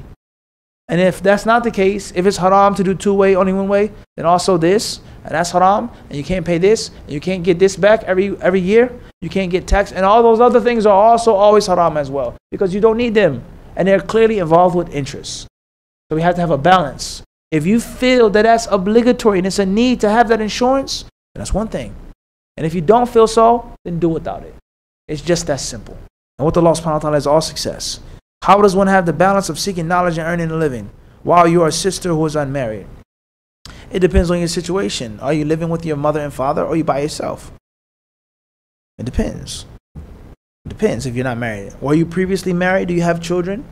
It depends. Do you have talents and skills? Do you come from a wealthy background or not? It depends. No one ruling. If you have the ability to live with your parents until you get married and move out and seek ilm, alhamdulillah, do that. If it's not a problem, do that. If there is a problem and no one is going to pay for you, and the people are trying to encourage you to get out of their house and you're just leeching off of us, then that's a different story. Al-Muhim, start seeking knowledge in baby steps. Start seeking knowledge progressively, an hour, a day. And then after 7 weeks or 14 days, you do 2 hours. All right? You have to work. Don't forget your worldly responsibilities. And make your intention that whenever you have enough wealth, or whenever you don't need to work, and you can focus on studying, or even better than that, Hishan, is to have a job which allows you to study. Such as working in the masjid as a Quran teacher. That's a blessing. Being an imam of a masjid is not a curse. It's a blessing from Allah Azza wa Jalla. You're getting paid to study and to teach what you've learned. It may not be the best paying job. It may not have the best hours. You may not be rich and wealthy and affluent as you want. But I believe that you'll have your basics and more. Bi-idhnillahi ta'ala. So strive for that, inshallah ta'ala. Ask Allah to allow you to study and to benefit and to be involved in that Islamic environment. Inshallah ta'ala, and there lies no doubt. Man jadda wajad. Where there's a will, there's a way. And Allah knows best. There is a specific zakat. There is a specific zakat given in Ramadan. When I researched, I noticed that you have to give food instead of money. What is the ruling on this? Tayyib. Allahu Alam, what the specific zakat is. You guys have to empty your cups, right? What is the specific zakat in Ramadan? What is that? After Ramadan? Eid al-Fitr? Zakat al-Fitr?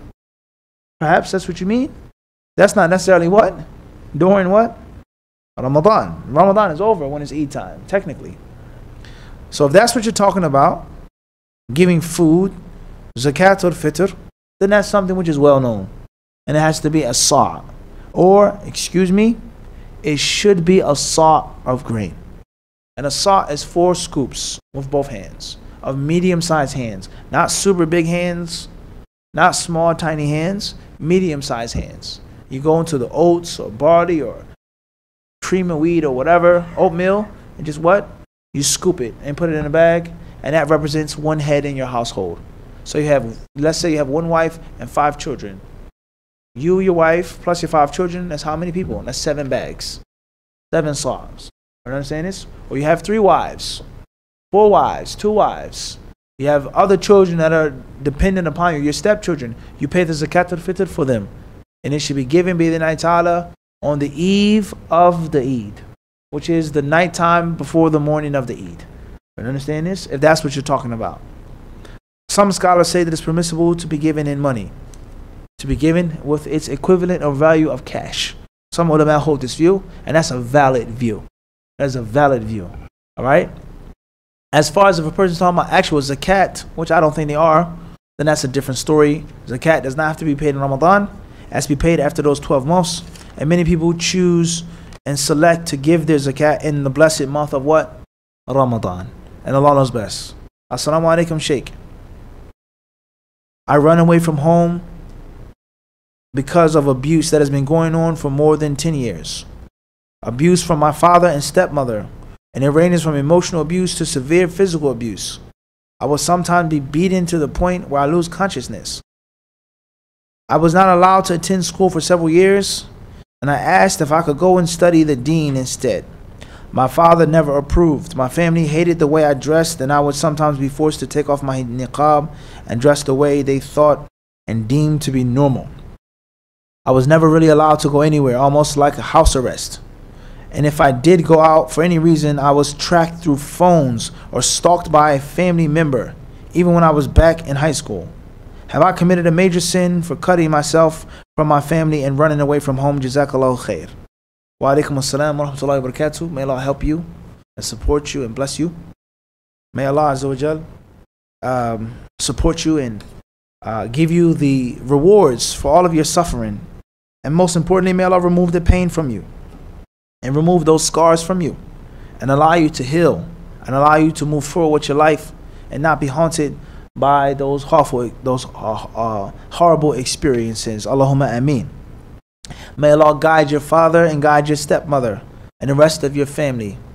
And may Allah Azza wa Jal bring the wrongdoers to account. Ameen. With that being said, if it's something that you cannot bear and it's too much to be patient upon, and your father and your stepmother and your family, they don't listen to advice, and they keep doing it to you and keep abusing you and disrespecting you in this manner, then inshallah ta'ala it's no sin upon you for leaving home. It's no sin upon you for leaving home. And Allah subhanahu wa ta'ala surely knows best. Assalamu alaikum wa rahmatullahi wa barakatuh. What are the practical ways to get over laziness? Jazakallahu khairan for the beneficial class. Wa alaikum assalam wa rahmatullahi wa barakatuh. May Allah bless you for the beneficial attendance. Ways of getting over laziness is ask Allah to remove it, as the Prophet ﷺ used to. The Prophet ﷺ, he sought refuge in Allah from the 8 sister cancers. He sought refuge in Allah from those 8 things, which are paired off, 4 pairs. Each of them are destructive to the human being. So ask Allah to remove you from al-ajzi wal-kasal, laziness and weakness. And obviously try your best. If you have the ability to sleep for 8 hours, try only to sleep for 6 hours. If you have the ability to only eat a quarter of a chicken, try that instead of eating half of the chicken.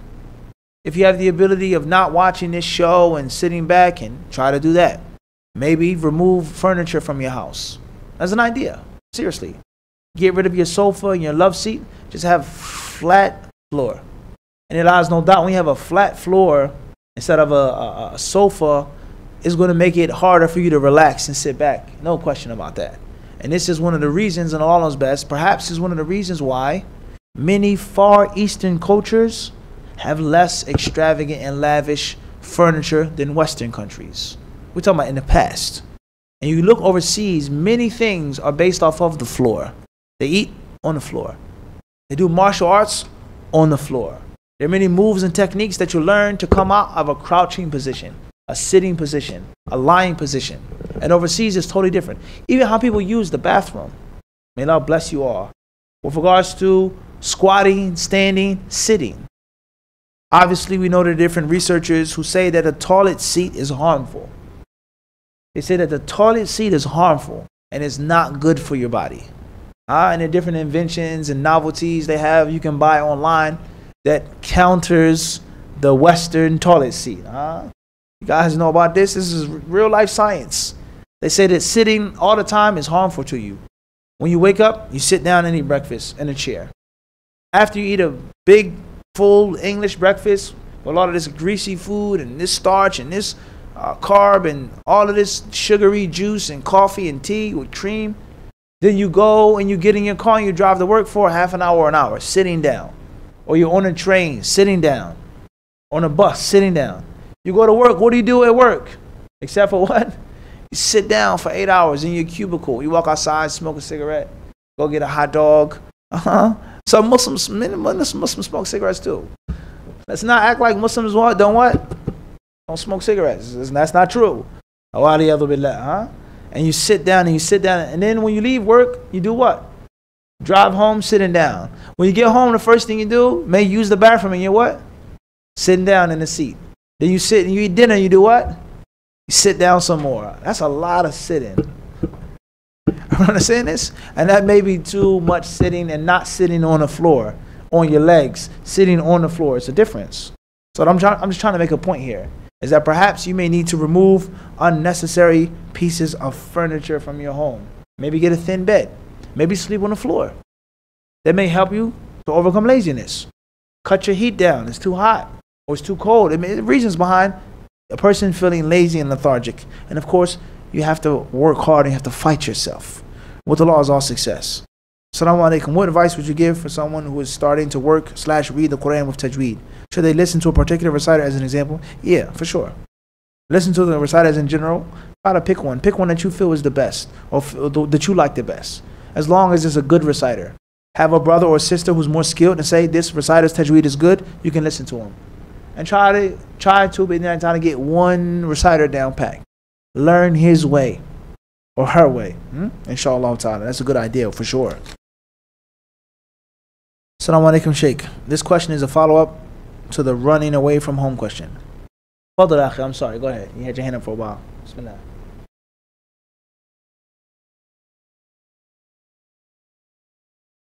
Question is, what is the rule on raising your voice in the masjid or in the musalla? The scholars of Islam, they say that when the Prophet ﷺ gave the khutbah, as Jabir ibn Abdullah narrated Sahih Muslim, it says, ala sawtuhu, is that his voice became loud and high.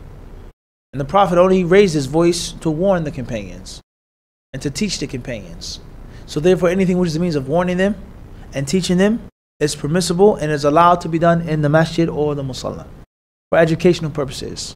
As far as hollering and screaming, fighting and arguing, then no. As the Messenger of Allah ﷺ told us, that he went to tell the companions when Laylatul Qadr was, and he said that two men were arguing and raising their voices, and then Allah took it away from him. So the voice should not be raised in the masjid of arguing and fighting. فَإِنَّ الْمَسَاجِدَ لَمْ تُبْنَى لِهَذَا. Masjids weren't built for that. As far as kids playing around, kids having activities and things like this, then if it's a necessity, then perhaps there's nothing wrong with that. As long as it isn't near the time of prayer, and as long as there's no one trying to read Quran and study and focus and make tawbah.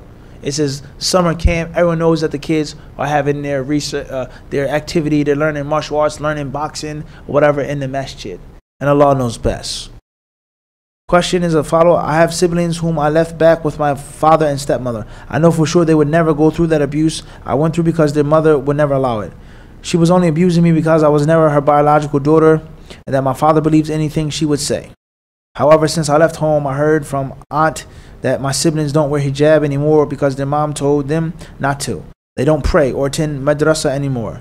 Since I was the one who made sure they do these things, I am held accountable for them falling behind with the deen. They are very young too. The oldest is 9 years old. What do you suggest I do about this? Yeah, Sheikh, I really care and love them for the sake of Allah. Jazakallahu khairan. Wa alaikum assalam wa rahmatullahi wa barakatuh. May Allah bless you as well. Obviously, you have to protect yourself first and foremost.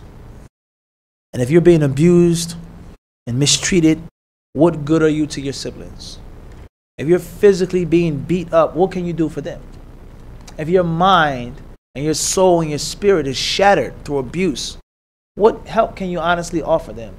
You can't be there for them. You can't help them in their problems. And you have a world of problems yourself, in which you can barely do what you need to do on a daily basis. So there lies no doubt, sometimes you have to save yourself first and foremost. Sometimes. Of course, you still have a responsibility for those siblings. If you can, you may have to contact the necessary authorities, Muslim authorities or other than Muslim authorities, to stop the abuse. Sometimes it's the only way. Sometimes it's the only way of getting the oppressive people to stop an oppressive Muslim. Sometimes. So don't allow it to keep happening to them. Don't turn a blind eye. Alright? Don't have a deaf ear. Call someone. Go to the masjid. Expose them. Don't say there's a brother, Imam, Sheikh Fulan, it's Abdul Qadir, that you all know, is beat me up. You may have to do this sometime. Unfortunately, a woman who's been abused by her husband and father, lift up her niqab. This is what he did to me. You may have to embarrass someone. You may have to expose someone for the message to be made clear. For the message to be made what? Clear, a necessity. Because many brothers, they won't believe you. They say, oh, you're exaggerating. Astaghfirullah, ukhti, la aib, aib. You can't do that, you can't say that. And she says, what? Well, where's the aib now? He did this to me. I took a video of it. I recorded him cursing at me and doing this. Yes, brother Fulan. Sometimes that is a necessity. And we know in Islam, haram things are permissible at the time of what? Necessities. Inna dururat tubihu mahdurat. That's an Islamic principle agreed upon by the scholars of Islam. So don't just sit back and turn a blind eye because you left and your children, your siblings are suffering. Let alone the fact that you have to help your father. You have to help your stepmother. Or help your brother, the Prophet says, if he's a wrongdoer or if he is being wrong. You have to help him. He needs help, as we explained on Friday night. People who abuse people have been abused themselves. And they are suffering and they're hurting and begging for love and attention themselves, but they don't know how. Because their fathers beat them and their mothers beat them and didn't show them love. Everyone understand this? So instead of hating someone like that, you have to try to help them. You have to try to help them. All right? So bid'in ta'ala, do what you can. Do what you can. With the Islamic authorities or non-Muslim authorities, do what you can. Fear Allah to the best of your ability. Try your best to contact them. Send them a letter. Try your best to go to someone whose voice is loud enough and whose arm is strong enough to stop the dhulm. And if they can't stop it, then at least minimize it. So you do share some responsibility for your siblings left behind, but not all responsibility. And with Allah subhanahu wa ta'ala is all success. Assalamu alaikum. You're always saying empty your cup. What do you mean by this? Empty the cup means many things. From the things that it means is a metaphorical statement, figurative statement, in which we make a resemblance between the mind and a cup. And there are many resemblances between the two. Cups hold things. They protect things. They preserve things. And the mind does the same. Your secrets. Do I know what your secrets are? What you do when you go home? Yes or no? Of course. Why don't I know? Because they're where? They're in your what? In your mind. And the only way that I'll know about your secrets if you do what? If you pour it out. So the heart, the mind is a vessel. It's wi'a. There's no question about that. So the knowledge that you have, or the knowledge that you think you may have, let alone if a person has useless information, a bunch of, useless information. Information which is of no value. Sound bites, clips, flan, this one, that one I heard, I thought I read. So you come to me, you ask a question. I know that it's obligatory to do this, and I know that, and I know that, and I know this, but I want you to explain this. Say what? Empty your cup. Get rid of all of that stuff. Get rid of it. Come bone dry. I have a question. Can you please explain to me what this means? And it doesn't mean that you don't have to know anything. And I'm smart and you're not smart. No. That's not the meaning. It doesn't mean that information that you get from other people is of no use. But how can I answer the question and you're telling me the answer already from another speaker? What can I give you and you have a full cup? Yours is overflowing. And obviously, do we have to do it 7 on camera? I think we have to, right? You keep pouring the tea and it's full. What happens? It's going to do what? And you may what? Burn your finger or make a mess on the what? The Abu Hurairah tablecloth. Everyone understand this? So you have to empty your cup. Get rid of the information. Or at least set it to the what? To the side when you're asking. So if I ask you a question, Salmon, help me out. I can't say, but I already know. But I know, and we know. What is the ruling on wearing a gray hoodie? Permissible or impermissible? He says it's haram. Jazakallah khairan. I disagree with him. I learned from another scholar that it's permissible, but I now have another view of another alim. And don't come to the table with pre-assumptions. I heard, I thought, I already know. And oftentimes, it proves arrogance. And oftentimes, it proves conceit, in which a person is puffing out their chest. And it proves insecurity, in which I don't want to look stupid and dumb. I already know that, I already got that, yeah, I know, but, just ask the question. And you may be taught something that you didn't know. You may get it in a different light or deeper depth. Or what you previously had is totally useless. The tea, the water, the coffee is garbage. Get rid of it. Not only empty the cup, but do what? Discard the cup. Some people have full bottles, barrels, They need to dump out and start from the beginning. That's what we mean when we say this. And FYI, as they say, this concept of emptying a cup, many people, they think, oh, it comes from this movie. That's wrong. Even if it's in that movie, it doesn't mean that's where we got it from. Or they say this is a Bruce Lee quote. That's also wrong. Even if Bruce Lee said that, doesn't mean that he was the what? The first person to what? Say that, let alone that doesn't have to be our master. And if you study and read certain books of Eastern thought, etc., whatever you want to call it, Zen, whatever word you want to use, you'll find that this is a concept and a statement that's been mentioned years and years and years and years and years ago. And it just reached the Western world now. And this is one of the most important pillars of Hadith disciple school of thought is empty thy what? Cup. Empty thy cup. And I guarantee you, if you look at this principle, you'll see a difference in yourself and the people around you. Why does this person keep talking? Won't you just ask your question? Why are we fighting and arguing over this issue? Let's look into what it says in the book. Let alone cultural practices that the people won't let go. And they've never learned them properly. And they can't let them go because their cups are what? Full. And they need to do what? Start. This is what Shafi'i actually said. Why can that? And Allah knows best. Next question says, sometimes my mother wants me to stay home with her, but I want to seek knowledge. What should I do? Do both. Stay at home with her. Be with her. Help out your mother. Support your mother. Be in a mother's company. And also, when your mother is busy, when your mother doesn't need your service, go to the masjid. Go to the class. Explain to your mother how beautiful knowledge is and how good it makes you feel and how close you feel to Allah when you seek knowledge. And I don't think no mother who loves you and cares for you is going to stop you from learning. All right? If it's done like that. Question says, is it normal to see someone who passed away in your dreams a lot? It's possible. Dreams are of three types. From the types of dreams, that which is on your subconscious mind. You may be hurt, a traumatic experience. You miss someone. That's natural. There's nothing wrong with that.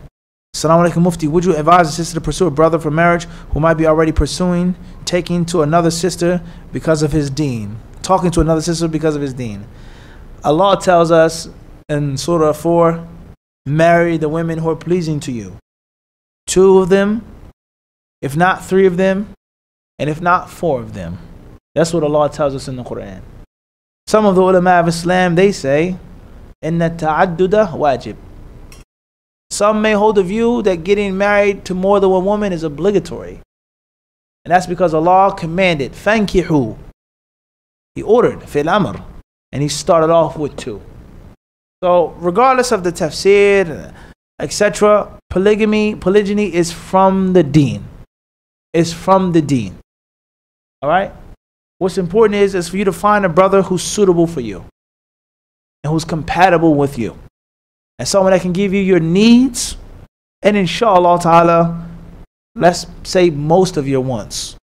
All of your wants, all of your needs, incompatible, may be difficult. But at least the brother that can give you all of my basic needs, and inshallah ta'ala, a good number of my wants. It's going to make you happy. If he has another wife, and he can be just and give me the time that I need and want, and the affection and the love, and take care of me financially according to whatever I need, so be it. If he's righteous, if he's pious, so be it. Brothers, they say, would you allow your daughter to marry someone with another wife? If that's the man that she wanted to marry, and he was righteous, and he was knowledgeable, and he was a good guy, why not? What's more important to you? Your daughter being the only wife, or your daughter being a happy wife? What's more important to you? And this goes to show us the ignorance and the thick-headedness of most fathers. Unfortunately. Illa man rahima rabbi. Most of them, they don't care about their daughter's happiness. They only care about formalities. I know that this brother is the best husband for my daughter. He's a beautiful brother. MashaAllah. From A to Z. Beautiful. But he has another wife. So there's no way he can ever marry my daughter. And I know this other brother, Mashi Halek. Ta'arifu tunkir. He's okay. But he doesn't have no wives. And my daughter thinks that he's cute. And he has a little bit of money. So, bismillah. Next thing you know, 2 weeks later, you get a phone call at 4 a.m. Abby, he smacked me. Abby, he did this to me. Abby, he asked me to answer his phone, and I did, and this crazy notification popped up. He got a WhatsApp message or a Viber message or email. Some crazy stuff popped up, and then he choked me. He says, why are you snooping through my phone? He doesn't pray anymore. He says this, I don't need to go to the masjid, etc., etc., etc. Huh? You start getting those phone calls at 2 a.m., 1 a.m. Your daughter comes home with a black eye, a missing tooth. Huh? She had another miscarriage because he tossed her down the steps. Then what? Then what? The brother who had another wife, mashallah, he's happily married. He has children. Everyone knows him. His akhlaq, beautiful brother. So what's more important for you? And the same applies to with regards to what you're asking. The only thing that's important is good religion and good character. Of course, there's compatibility. And of course, you have to be attracted to him. You don't have to, but if you want to be. And of course, what can he do for you with regards to your marital needs? If that is fulfilled in a brother that already has a wife, what's the problem? If you know that's not for you, or you're not willing to fight yourself, or you don't have the sabr, then keep looking for Mr. Right, inshallah. Until you find him, inshallah ta'ala. Fadl.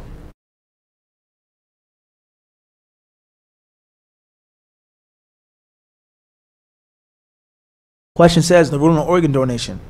The scholars of Islam today and the modern day researchers, they give details on organ donating. Donating an organ when you're alive versus donating an organ when you're dead, after you die and they cut open your body. Donating an organ, which is a necessary component of your life, is not like donating it and your health would deteriorate and you need it. Donating an organ to a Muslim is not like donating to a non-Muslim. Donating an organ to a dhimmi is not like donating it to al-kafir al-muharib. They've explained these things. So it depends on the organ. Receiving an organ is not like giving an organ. Permissible to get one, and some may say, but you can't give it. How is that? Is that fair? Al-muhim. They gave it, that doesn't mean I have to take something out of my body. The ulama they've explained these things. So it depends on what type of organ is being donated, who's it being donated to. The general concept is that there's certain things which are permissible, no question. And there are other things which are not. And Allah Azza wa Jalla knows best. Fadl. Cutting off your parents' ties. Okay. Cutting off your ties of kin is haram, and it's a major sin in al-Islam. A major sin. And the only time it's even halfway permissible in certain situations similar to what we read. Major problems going on. And that's the only alternative. That's the only solution. That's the only way out, by leaving. And even if you leave someone physically, it doesn't mean that you can never talk to them. Someone could be an abusive person, unfortunately. You still talk to them. I love you. Do you need anything? Even though they did wrong to you. Even if they did wrong to you. So cutting off the ties of kin, especially your parents, is a major sin. There's no doubt about that. And it's only even permissible in certain situations. Even if your mother is a kafir, your father is a mushrik, an idol worshiper, they're still your parents. Still your parents. So we have to be mindful of that. And Allah knows best. That's in brief. Father Abdul Qadir.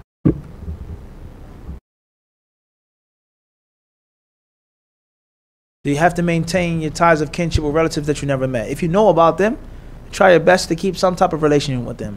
And of course, we live in 2019, so it's different. You don't always have to travel to a country. You can give them an email or WhatsApp or FaceTime. You can order something from Amazon for them, a box of chocolates. Give them a gift online. It comes to their doorstep without no inconvenience.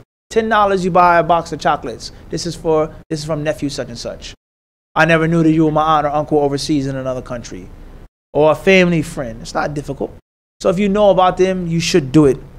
And if you know that they are your kin and your kith, then obviously it's obligatory. But based off of your what? Your means and your time. And based off of a person. There's some family members that don't want to, you try your best and they don't want you to keep relations with them. You can try, but you can't force it upon them. But as long as you've made the invitation and you extend it yourself. Inshallah ta'ala. And Allah knows best. Fadl.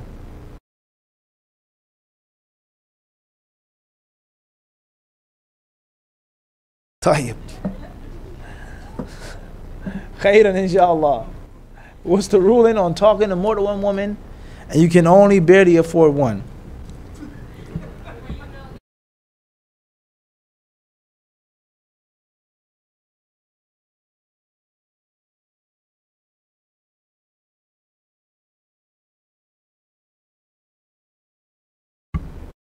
طيب. Khairan inshallah. Talking to one in which you're never ever going to get married to, or it's going to take 3 years, you put them on a waiting list, so on and so forth. It's very simple, guys. It's very easy. It's very simple. It's very easy. A man can marry more than one woman. Established. Done. There are conditions and etiquettes for marrying more than one woman. Point number 2.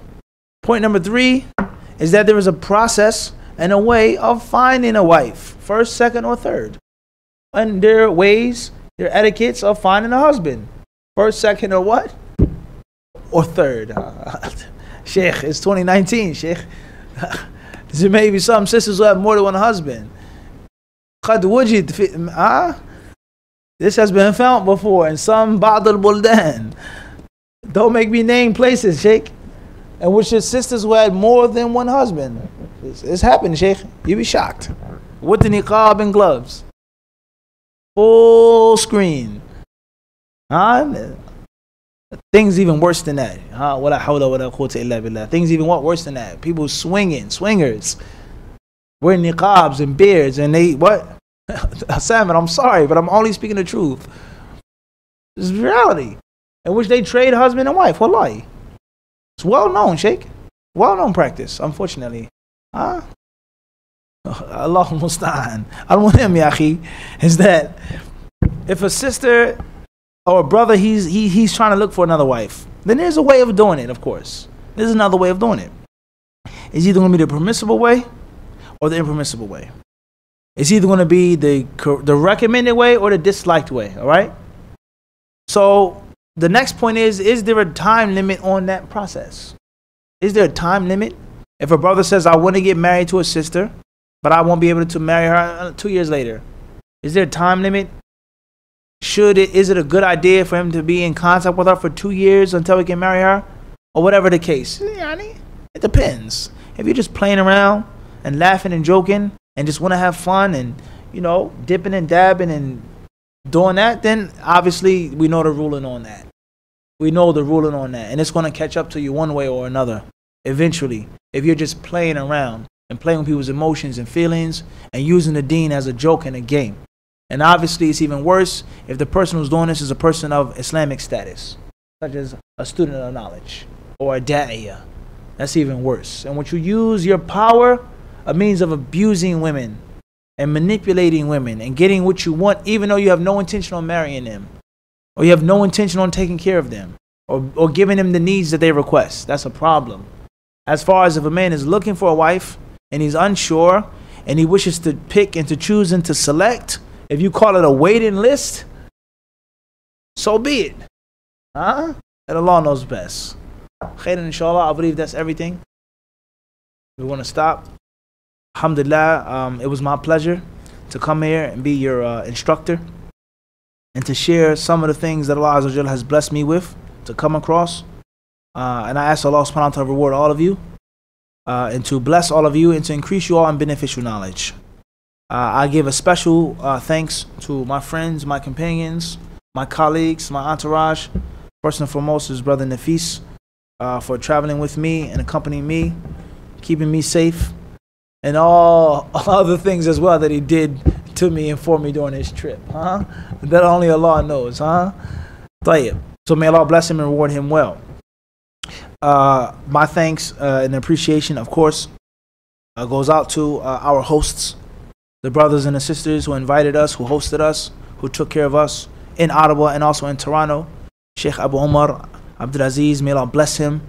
Brother Umar, Mujib, Abdullah, Samir, Idris, the rest of the crew, the brothers who made the Ottawa trip possible. Hishan, Brother Azi, they came out to visit us. Noor, right? And the rest of the what? Ashab, right? And one way or another, they all contributed to the comfortable stay that we had, the one way or another, on a one level or another. So may Allah reward all of you. Some brothers contributed money, some contributed time, some contributed skills, some by a joke or a friendly gesture, some by an argument, some by a meal. May Allah bless all of them. And also to my students there in Ottawa, the sisters there, I don't know, Allah, they may not want their names mentioned on camera. No problem. They know who they are. Those 3 sisters out there. May Allah reward them My personal students in Ottawa, if they're watching, keep studying, and may Allah bless all of you and keep you on the path. Ameen. The brothers and the sisters here in Toronto, Sheikh Hassan, may Allah bless him. He's no stranger to danger. Inshallah, even though he's fronting on sushi. Tayyib. Sheikh Mu'tasim here, the Imam of the Masjid, Sheikh Qasim. Hussam, of course. Ma qasart, ma taqassir, wallahi alhamd. He's always there on point, all the time. Very consistent, mashallah ta'ala. And all of the brothers and the sisters here, my personal students here, the sisters in the dojo, I don't think they want their names mentioned on camera as well. It may be haram or makruh to them. Allahu alam what their madhahib may be. Allahu alam, al-muhim, they did a great job in taking care of us, feeding us, debating, allowing us to spread the knowledge. They asked us what we needed, and they were there and they supported us. Whether that, so may Allah bless all of you and reward you well, and give barakah to yourselves, to your marriages, to your ilm, to your children, and everything else. And all of the other sisters that may not necessarily be in the dojo, the other sisters that volunteer up here, the sisters that help out with the channel, with the website, may Allah bless you all. And all of the viewers and the watchers, everyone who had anything to do with the success of the trip, we thank you as well. And the viewers, the brothers and sisters in Australia, or Malaysia, or South Africa, or Mali, all over the place, Cyprus, Famagusta, and all over Allah's earth, may Allah bless you all. And inshallah ta'ala, hopefully we'll be back in New York City soon enough, and we'll get back to your questions and teaching you bidnillahi ta'ala. So thank you all for listening, for watching. Everyone who was in attendance tonight, last night, the night before, etc. Jazakumullahu khairan. May Allah Azza wa Jal increase you in good, and keep that good to be firm, and keep that good to be consistent. If I did not mention your name, is of no disrespect. Brothers and sisters whose names that I did not mention, it doesn't mean that you're not important and that you didn't do anything. But obviously, this is just examples. Nothing more than examples, So you know what you did, and obviously Allah knows what you have done, and no deed is wasted with Him subhanahu wa ta'ala. That's all I would like to say. Jazakumullahu khairan. If I've said anything which has offended someone, or hurt someone's feelings, or disrespected someone, or anything like this, please forgive me. It wasn't intentional. That wasn't my intention, and I only wanted good. Walhamdulillahi Rabbil Alameen.